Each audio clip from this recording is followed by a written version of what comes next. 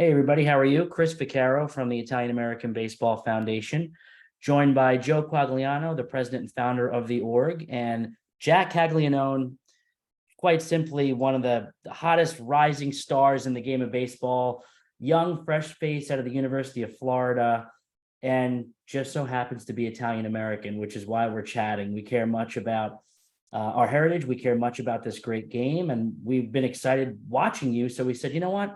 Let's have a chat and see what you say about your heritage and what it was like growing up with an Italian dad and in the household. And I saw a couple interviews about your dad being a good cook and holidays are a great time. So I want to talk about all that. But congratulations on a hell of a year. Pretty sick run for you so far.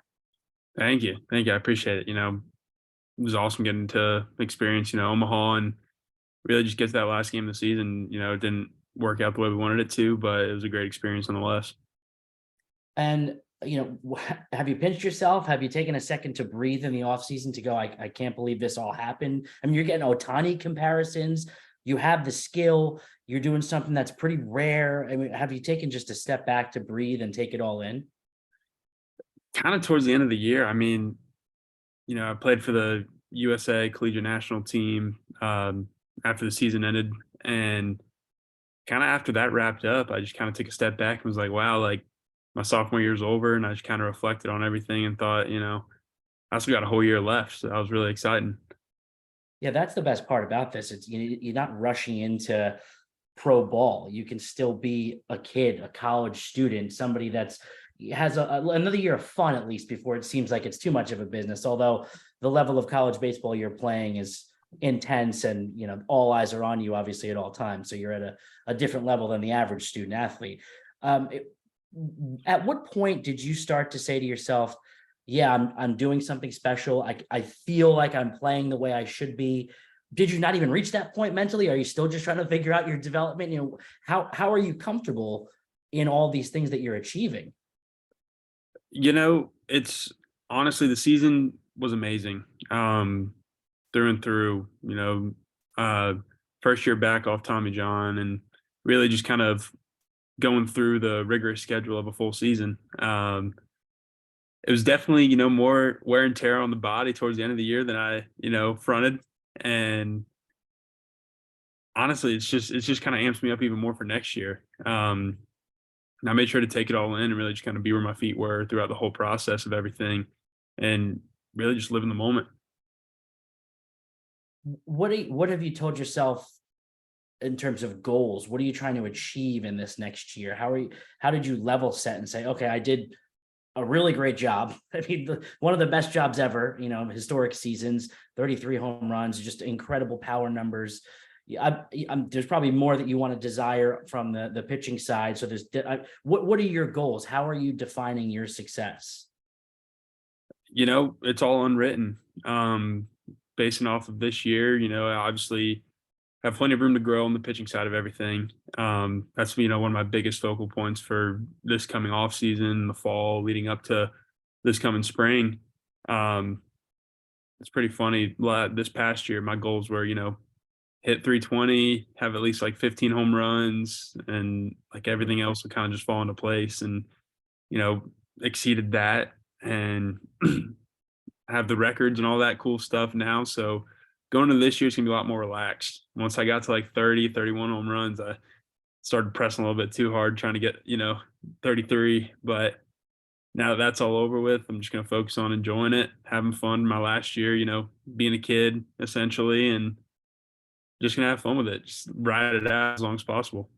Yeah, 33 home runs, 90 RBI, 323 average, 7-4 with 86 Ks on the mound.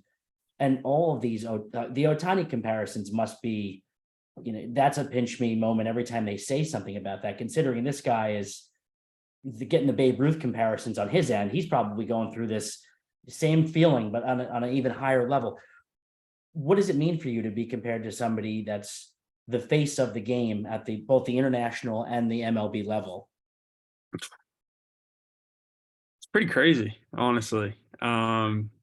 It's something that I kind of pride myself with ever since people started tagging me with that nickname. He busted onto the scene my freshman year of high school, and I really couldn't take my eyes off of him and just followed all that he's done and continue to follow everything that he does and just try to take away as much as I can each time I see him pitch or each time I see him hit. And just, the way he plays the game is exactly how I want to be going down the road. And Joe, feel free, of course, jump in with questions. I mean, I can keep going, but I do want to get into your heritage. Your dad is Italian American, very distinctive last name, long, lots of vowels. We love that. What does it mean? Similar to mine. Oh yeah, difficult to pronounce until you really sit there and read all the syllables. I always start this off as like the first Italian question, but what does it mean to be Italian American? What is that heritage? How do you define that heritage in your life? I mean, it's everything.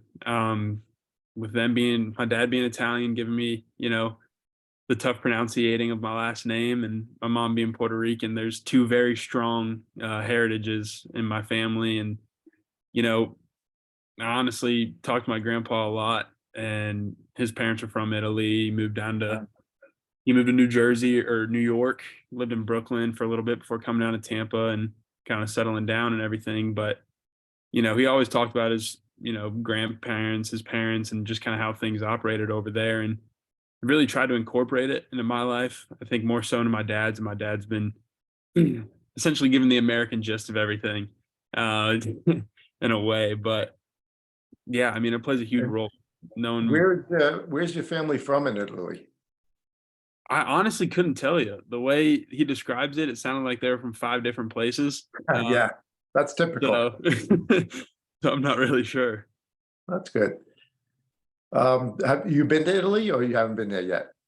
I have been. I've been to Florence, and Nice. I've been to Rome, the big, really Beautiful. touristy areas, but Good. I'm trying to go again.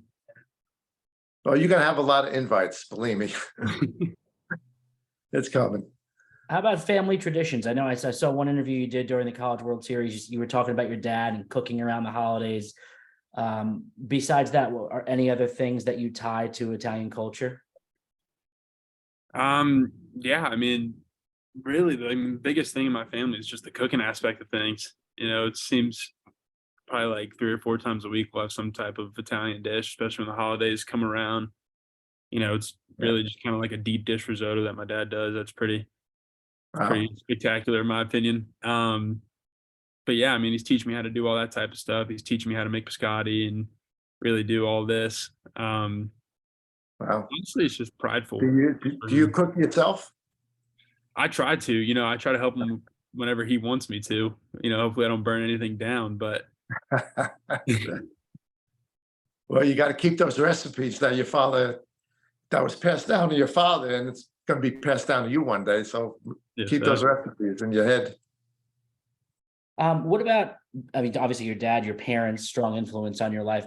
How about from a baseball development perspective? Who's really pushing you? Who would you credit so far for your early development? Tons of God-given ability, but there's definitely some coaching that went into your immediate success, I'm sure. I mean, my dad was really my rock with all that growing up before, leading into high school, really. Those late nights at the park, but it was funny because he was never forceful of the game on me. He was like, I'm not going to make him do anything growing up. And, he was going to wait and see whether it works out, because baseball's his passion as well, more than anything. And he's kind of taking it all in through me in a way. But he never asked me to go hit. He never asked me to do anything. He was like, I'm going to wait until he asked me to do that. And then one day I asked him to, throw to me in the cages, and then it was kind of a wrap from there. Did your father play ball? He did. He played a couple falls at Stetson when he went to undergrad and law school, and yeah, so he got a little taste of the college ball. But Good.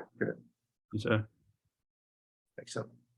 The discussion around baseball today, there's a lot of the old school legacy minded.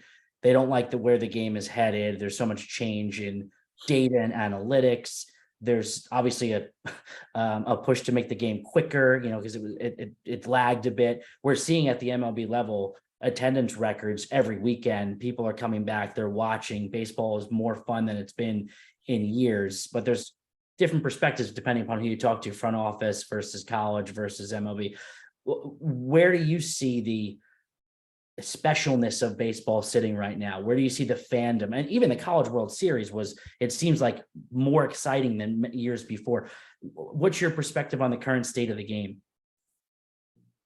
Honestly, I mean, aside from the pitch clocks, I think everything's going in a great direction. Like everybody says, like the fan bases are all growing. Everything's really just getting bigger, even especially on the college level.